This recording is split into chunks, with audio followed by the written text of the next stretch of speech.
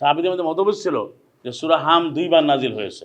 আমাদের মতভেদ ছিল বাকারা 187 নম্বর আয়াতটা এটা 2 বার নাজিল হয়েছে। ওদিন আলোচনা করছি যে প্রথমবার ফজর শব্দটা ছিল না, পরে কারণ জন নাজিল হওয়ার পরে সাহাবীরা তখন ওই যে সুতা রাখছে বালিশের নিচে, তো পরে দেখা যায় সুতা তো আর কালো হয় না, সাদা সুতা রাখছে। পরে না সাহাবীরা বুঝতে পারে নাই, পরে আল্লাহ আয়াত আবার পাঠাইলেন মিনাল ফাজরে দিয়ে, যে ফজরের কালো। তো ফজরের কালো হলে তো আর সুতা না। হ্যাঁ, এখন যেমন কিছু নাস্তিক আছে, শয়তান আছে, ফজরের কালো বলতে ভোরের অন্ধকার। তো এইটা কি কোনোভাবে গ্রহণযোগ্য হতে পারে? যারা আবার এরাই এদিকে সোনালী যুগের মানুষ বলে যে সোনালী যুগের যে মানুষ তারা সাদা সুতাও চেনে না, কালো সুতাও চেনে না। আল্লাহ কোরআন কারিমের সুতার এবং এই যে নিটিং বলে না, এই যে সুতার ফ্যাক্টরি কি বলে ভাই? হ্যাঁ, থ্রেড বলে না, হ্যাঁ, সুইং মিল, এই যে স্পিনিং মিল, বিভিন্ন স্পিনিং মিল আছে, স্পিনিং মিল বা এই যে কাপড় টাপড় বুনন করে যে গার্মেন্টস ফ্যাক্টরি, এর উদাহরণ কোরআনে আল্লাহ দিচ্ছেন। তোমরা ওই নারীর মতো হয় না যে বুননের পরে আবার কেটে ফেলে, আছে না? তারপরে সুতার উদাহরণ আল্লাহ দিয়েছেন 7-40 যে মানে সুইর কথা আছে, বিসাম্মেল খিয়ার, হাত্তা জামার বিসাম্মেল খিয়ার। তো এই আয়াতগুলো সাহাবীরা পড়ে নাই, মাআযাল্লাহ। তো এরা সাহাবীদেরকে সোনালী যুগ বলে, আবার বলে ওনারা কিন্তু, যেমন এখানে এক মোল্লা আছে, আমি নাম বলছি না, সে ওয়াজ করে দেখেন এই যে সূরা জিলজাল জাররা শব্দটা আছে, এই জাররাটা কিন্তু আগের যুগে কেউ বুঝতো না। এখন যদি এই অ্যাটমিক সায়েন্স বের না হইতো তাহলে জাররা বুঝতে পারতাম না।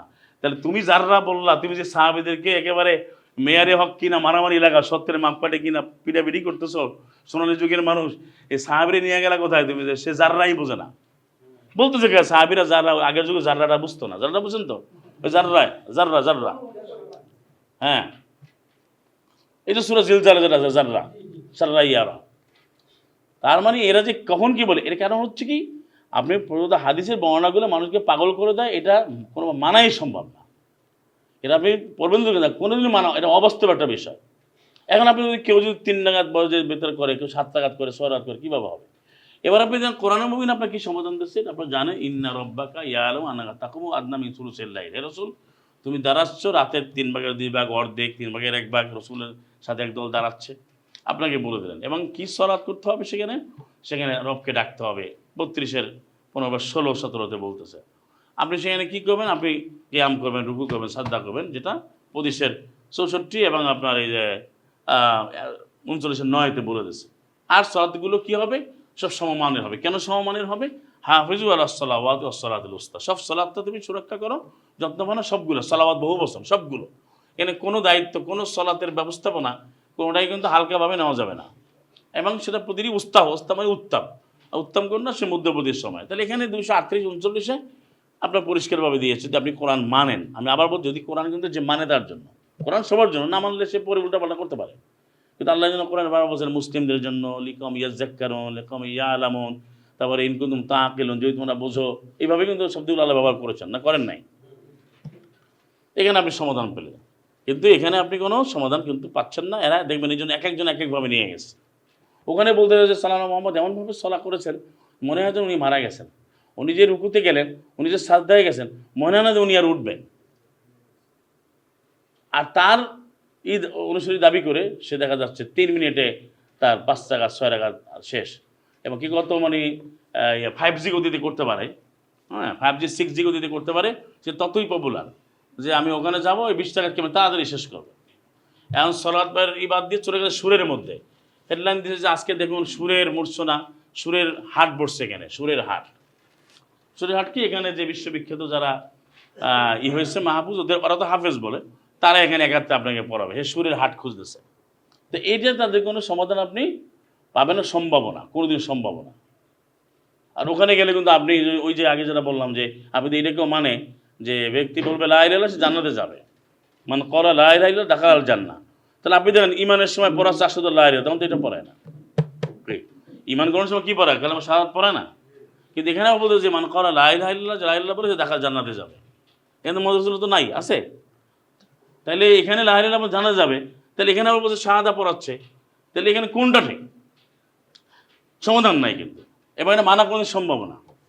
এরপর আপনি আসেন এই যে সিয়ামের ক্ষেত্রে, এখানে আপনি হাসবেন সিয়ামের বর্ণনাগুলো শুনলে, যে একবার বলতেছে তুমি এই তোমার দেশে দেশে চাঁদ দেখো, এরপর তুমি সিয়াম করো, শুনলেও করা লাগবে। এক জায়গায় আছে যে উনি, এটা তো শনিবার মানে সাপ্তে, এটা তারা ভুল অনুবাদ করে, অর্থাৎ কোনো একদিন দেখা যায় সে দুপুরহার পার হয়ে গেছে, একজন এসে বলছে যে চাঁদ দেখা গেছে, না তোমার এখন সিয়াম ভেঙে ফেলো, তো ভাঙা বলে সিয়াম ভেঙে ফেলো।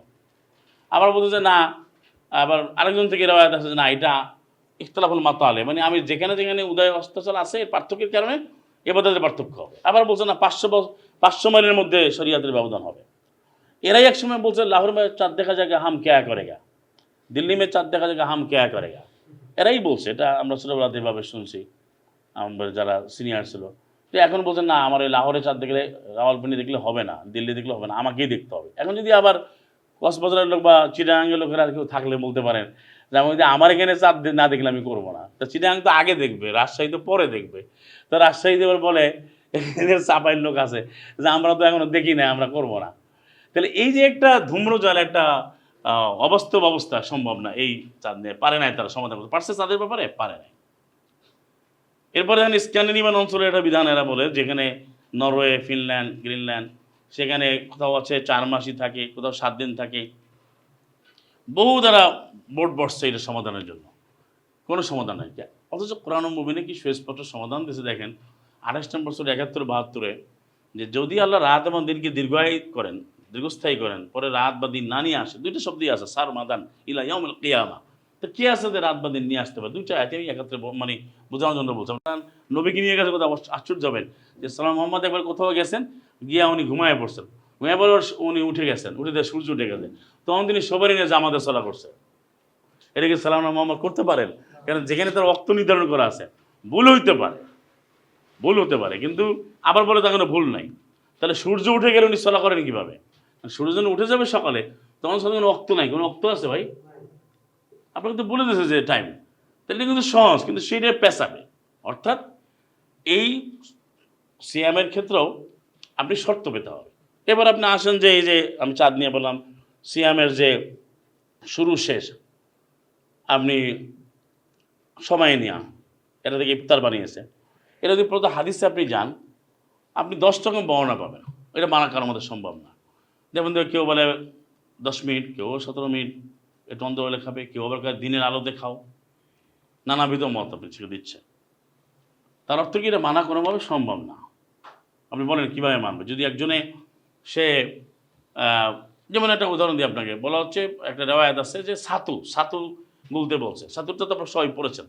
তো এর আগে ছাতু দিয়ে কি ইফতার করে? এখন এরা যে বলতেছে ভাই তুমি এটা করার সুন্নাত, এখন তো হাইলি বললি বলতে হয়েছে ভাই খেজুর নইলে আপনি ইফতার হবে, শুধু পানি দিয়ে হবে না। এখন পর্যন্ত হাদিস কি তারা মানতে পারবে? কোনোদিন সম্ভব না। হ্যাঁ, এখানে খেজুর কোনো কথাই নেই, খেজুরের কোনো আলোচনাই না। ছাতু 6-7টা রেওয়াজ সেখানে যেটা, কিন্তু তারা মানে না। তাহলে এই জন্য বলছি মানাটা অবাস্তব। তারা যেটা বলে হাদিস, এটা মানাই সম্ভব না। এখন বলতো তুমি খেজুর দিয়ে শুরু করো, এরপরে আবার নিয়ে আসছে মতভেদ, ভাই খেজুর কোন দেশের খেজুর? তিউনিসিয়ান না তুরস্কের, না লেবাননের, না ইরাকি, না ইরানি, না সৌদিরও তো আবার জায়গা ভিন্ন ভিন্ন আছে। মদিনাটা তো আবার দাম বেশি হবে, মদিনা তো খুব গরম। আমরা একবার কেন বলছি মদিনা খুব গরম, এখানে আবার আলাদাভাবে ব্যাখ্যা দিচ্ছে। তাহলে এই যে একটা ভয়াবহ মিথ্যাচারের মধ্যে মানুষকে ফেলে, অথচ কোরআন মুবিনে আপনি আনামে 99 পড়েন, 100 পড়েন, 6 নম্বর সূরা 99, 141, 13 নম্বর সূরার 4, তারপরে আরও তো আপনার আছে যে খাবারের যে আয়াতগুলো, এখানে আপনি খাবারের বিস্তারিত তালিকা আছে। হ্যাঁ, এখন কোরআনে যে হারাম তৈবা যেটা খেতে বলছে 164 যেটা সূরা বাকারা, যে কোনো পবিত্র খাবার, যে কোনো খাবার আমি খেতে পারবো না, না নিষেধাজ্ঞা আছে? বরং পবিত্র খাবার আল্লাহর নামে যদি নেওয়া হয় খেতে হবে, না খাইলে সেটা আরও অপরাধ হবে।